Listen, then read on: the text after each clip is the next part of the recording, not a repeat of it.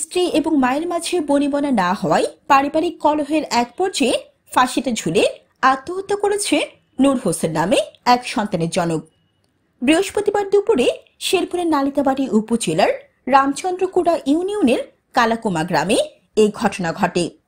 পারিবারিক ও স্থানীয় সূত্র জানায়, প্রায় 2 বছর আগে একই ইউনিয়নের ঘাকপাড়া গ্রামে পারিবারিকভাবে বিয়ে করে নূর হোসেন।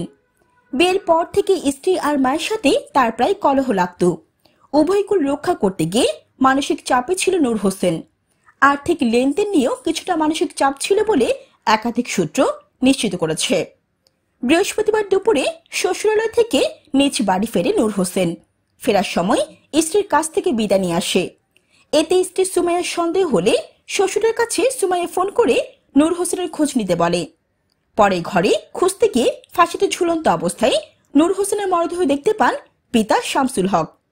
এ সময় জানালার কাছে বেড়ায় নূর হোসেনের হাতে লেখা পাওয়া যায় এবং একটি ডায়েরিতে চিরকুট পাওয়া যায়।